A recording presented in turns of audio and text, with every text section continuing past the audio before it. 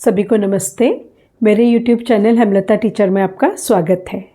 आज से एक नई सीरीज़ स्टार्ट कर रहे हैं और वो है BA, BCom, BSc first year का जो इंग्लिश फाउंडेशन कोर्स होता है उसके लिए हम स्टार्ट करेंगे। ठीक है, आप देखिए, सबसे पहले मैंने कोशिश करी मेरी तरफ से पूरी कि मैं पहले ओरिजिनल जो टेक्स्ट है मैंने उसको भी स्टडी करने की कोशिश करी है और I will try my best कि आपको मैं बहुत कम समय में पूरा सिलेबस कवर करके दे सकूं। ठीक है, चलिए अब हम शुरू करते हैं।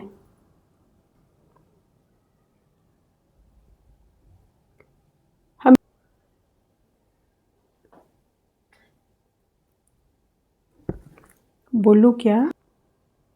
हम किसी भी एग्ज़ाम की तैयारी करते हैं तो सबसे पहले उसका सिलेबस मालूम होना चाहिए और एग्ज़ाम का पेपर पैटर्न कैसा रहेगा, क्वेश्चन पेपर का पैटर्न कैसा रहेगा, आपको OMR के थ्रू देना है या डिस्क्रिप्टिव देना है, ये आपको अच्छे से मालूम होना चाहिए।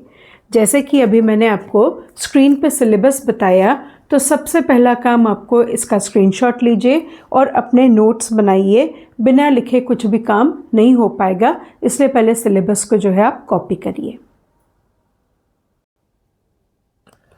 अब आप फर्स्ट यूनिट को देखिए, अंडरस्टैंडिंग इंडियन कल्चर, है ना। इसके अंतर्गत रविन्द्रनाथ टैगोर की पोएम है where the mind is without fear. Swami Vivekananda ji की एक स्पीच है, Chicago speech 1893। RK Narayan astrologer's day एक कहानी है, स्टोरी है। Introduction to Sundarkand of Valmiki's Ramayana. फिर 5th चैप्टर है A.L. बाशम का the wonder that was India and except. Keywords इसमें बताए हैं heritage, diversity, pluralism, values, patriotism, spirituality, humanism, social harmony, tradition, modernity. तो मेरा सबसे पहले आपसे निवेदन है कि इस तरह से जो पूरा सिलेबस है आप यू शुड बी फेमिलियर, आप परिचित हो जाइए पहले इसके हर एक की कंटेंट से, है ना। अब हम देखते हैं पहली पोएम जो है रविन्द्रनाथ टैगोर जी की, where the mind is without fear. ठीक है, टेक्स्ट जो है वो पहले सामने रखिए आप। टेक्स्ट का आपने स्क्रीनशॉट ले लिया है। अब मैं रीडिंग लगा रही हूँ, एक ब्लैंक रीडिंग लगा रही हूँ पोएम की, आप भी मेरे साथ बस रीडिंग लगाइए। Where the mind is without fear and the head is held high, where knowledge is free, where the world has not been broken up into fragments by narrow domestic walls, where words come out from the depth of truth, where tireless striving stretches its arms towards perfection, where the clear stream of reason has lost its way into the dreary desert sand of dead habit, where the mind is led forward by thee into ever-widening thought and action, into that heaven of freedom, my Father, let my country awake. जो topic हम पढ़ रहे हैं poem, उसका नाम है where the mind is without fear. Poet हैं रविन्द्रनाथ टैगोर। और जब हम ये यूनिट कवर कर रहे हैं तो एग्ज़ाम पॉइंट ऑफ व्यू से हम इसके सब ऑब्जेक्टिव्स देखेंगे, MCQs, शॉर्ट आंसर्स देखेंगे और लॉन्ग आंसर्स देखेंगे। सबसे पहले हम पोएम का एक्सप्लेनेशन देखते हैं और उसके बाद मैं आपको कुछ नोट्स के पिक्स दिखाऊंगी, वो नोट्स आप कॉपी कर लीजिएगा और फिर उसे समझाऊंगी। ठीक है, so let us start the poem. The poem is in the form of a prayer. ये कविता एक प्रार्थना है। क्या प्रार्थना की जा रही है? Protect his nation from all the evil effects. Rabindranath Tagore ji प्रार्थना कर रहे हैं कि मेरे देश को, मेरे भारत देश को सुरक्षित रखें। किससे सुरक्षित रखें?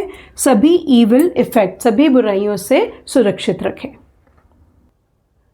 अब सबसे पहले हम अपना माइंड मेकअप करते हैं कि ओवरऑल ये पोएम में क्या है, प्रेयर क्या है ना।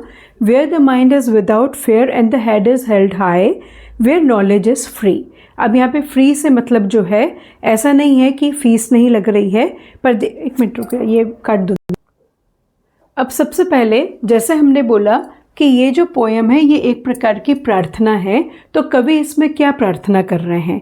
सबसे पहले वो ये प्रार्थना कर रहे हैं कि मेरे जो देशवासी हैं, है ना, उनके जो मस्तिष्क है वो विदाउट फेयर यानी वो निर्भीक होना चाहिए और उनका मस्तिष्क हमेशा गर्व से ऊंचा रहना चाहिए। फिर वो बोल रहे हैं कि मेरा देश जो है वो छोटे छोटे टुकड़ों में नहीं बटा हुआ होना चाहिए, और ये टुकड़े जो हैं ये क्या हैं, ये मतलब जाति, धर्म, अमीरी, गरीबी, इस तरह से मेरे देश में बंटवारा नहीं होना चाहिए। और मेरा देशवासी जो है वो हमेशा जो क्या है वो कैसा बोले, ट्रुथ, हमेशा सच बोले, और वो बहुत ही ज़्यादा परिश्रमी हो, बहुत कठिन परिश्रम करने वाला हो, और हर चीज़ का जो है उसको लॉजिक मालूम होना चाहिए। और कविता के अंत में कवि जो है वो गॉड, ईश्वर को निवेदन कर रहे हैं कि हे ईश्वर, मेरे देश को ऐसा बनाइए, जैसा वो उनके वर्ड्स पढ़ रही हूँ मैं, where the mind is led forward by thee, मतलब हे ईश्वर आप मेरे देश का पथ प्रदर्शन करें, into ever widening thoughts and action, into that heaven of freedom my father let my country away. इन सब अच्छाइयों वाला मेरा देश होना चाहिए और मेरे देश को जो है आप पथ प्रदर्शन कीजिए। ये तो हमने हिंदी समरी देखी इस पोएम की।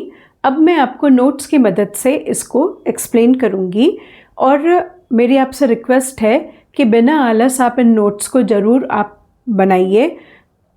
कोई भी क्वेश्चन पेपर की जब आप तैयारी करते हैं तो वो एकदम रातों रात नहीं होती है, और यदि आप अभी समय देके थोड़ा सा अच्छे से पढ़ लेंगे तो लाइफ लॉन्ग वो बातें आपके जहन में, आपके दिमाग में रहेंगी। आप देखिए आज के समय में इंग्लिश एक ऐसा सब्जेक्ट है, इंग्लिश और कंप्यूटर्स, इनके बिना आप कुछ भी नहीं कर सकते। तो again and again I keep on requesting you कि आप लोग प्लीज़ इंग्लिश पे बहुत ज़्यादा जोर दीजिए, अपनी वोकैबलरी बढ़ाइए, और कंटेंट को यदि आप समझ लेंगे तो आगे के लिए आपके लिए सभी बातें बहुत ईजी हो जाएंगी। Okay, so now along with notes I will meet you in the next video. Thank you.